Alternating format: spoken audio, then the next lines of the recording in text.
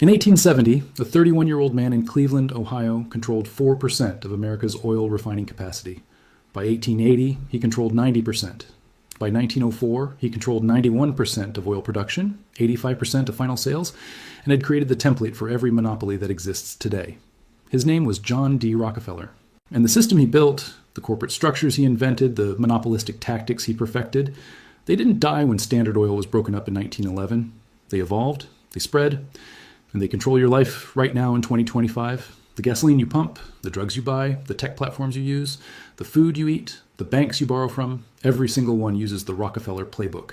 Vertical integration, horizontal consolidation, regulatory capture, tax-exempt foundations that shape policy, and market dominance so complete that competition becomes impossible.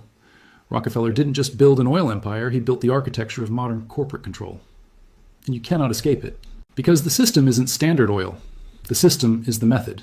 And that method has been replicated by every dominant corporation for 150 years. Amazon uses it, Google uses it, Pfizer uses it, JP Morgan uses it. They all learned from the same blueprint, the Rockefeller blueprint. Control the supply chain vertically. Eliminate competitors horizontally. Capture the regulators. Use philanthropy to buy legitimacy. And when the government finally breaks you up, make sure the pieces you control are worth more than the whole. Let me show you exactly how Rockefeller built this system, how he used it to become the richest man in history, how Standard Oil's breakup actually made him richer, and why 114 years after that breakup, you still live in the world Rockefeller designed. Because understanding this system isn't academic, it's survival. The system is designed to extract wealth from you and concentrate it at the top. And once you see how it works, you'll see it everywhere. John Davison Rockefeller was born July 8, 1839 in Richford, New York. His father was a con man who sold fake cancer cures.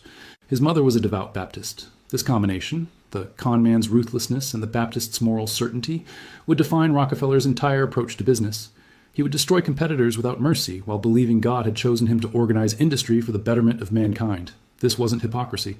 This was genuine conviction that his monopoly was moral because it brought order to chaos and efficiency to waste.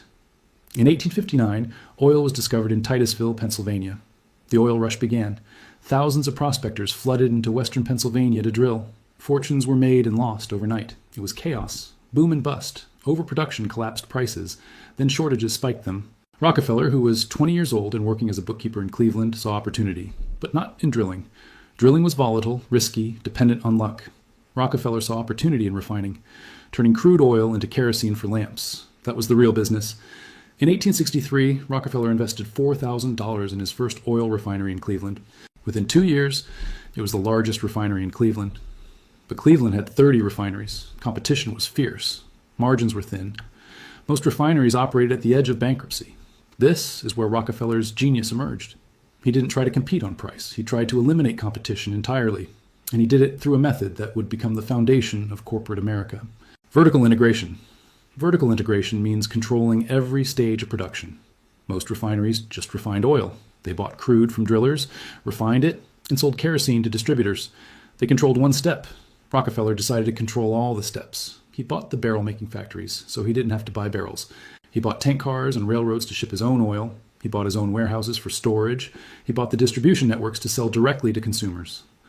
Every step that used to be a separate business generating profit for someone else, Rockefeller brought in-house. This gave him massive cost advantages. While competitors paid 25 cents per barrel from barrel makers, Rockefeller made his own for 15 cents. While competitors paid railroads to ship oil, Rockefeller owned the tank cars and negotiated secret rebates. The railroads paid him to ship his oil and charged competitors more. This wasn't just efficient, this was predatory. Rockefeller could sell kerosene at prices that put competitors out of business while still making profit. And that's exactly what he did. By 1870, Rockefeller created Standard Oil Company of Ohio. His refinery capacity had grown from one small plant to the largest refining operation in the world. But he still only controlled 4% of American refining. That wasn't enough. So Rockefeller launched the second phase of his strategy, horizontal integration. If vertical integration is controlling the entire supply chain, horizontal integration is buying or destroying every competitor. In 1872, Rockefeller initiated what historians call the Cleveland Massacre. Over 3 months, Rockefeller approached every refinery owner in Cleveland. He offered to buy their refineries. If they agreed, he paid fair market value and often hired them as managers. If they refused, he launched a price war. Rockefeller would drop the price of kerosene below cost. His competitors, who couldn't produce as cheaply, lost money on every sale. They had two choices. Sell to Rockefeller or go bankrupt. Most sold. A few fought. They all lost. By the end of 1872, Rockefeller controlled 25 of Cleveland's 26 refineries. He went from 4% to 25% of American refining capacity in 3 months. This was the blueprint. Offer to buy. If they refuse, destroy them economically.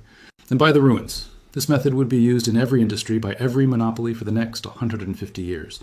But Rockefeller wasn't satisfied with Cleveland. He wanted the entire country. Through the 1870s, Rockefeller expanded Standard Oil across America.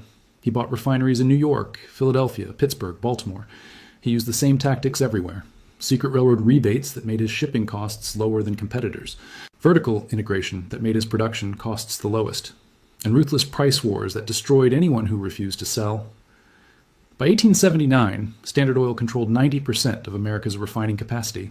90%? That's not a business, that's a monopoly. But here's where Rockefeller's true genius emerged. He understood that monopolies face 2 problems. First, they're illegal. The Sherman Antitrust Act was passed in 1890 specifically to break up monopolies like Standard Oil. Second, they're hated. The public despised Rockefeller. He was called a robber baron, a ruthless tyrant, the most hated man in America. Rockefeller needed a solution to both problems, and he found it: the trust. In 1882, Rockefeller's lawyers created the Standard Oil Trust. Here's how it worked. Standard Oil of Ohio couldn't legally own companies in other states, but a trust could. Rockefeller created a trust that held the stock of all Standard Oil companies. 41 shareholders, all Rockefeller and his close associates, controlled the trust. The trust controlled the companies. This was the first major corporate trust in American history, and it became the model for every trust that followed. Sugar Trust, Tobacco Trust, Steel Trust.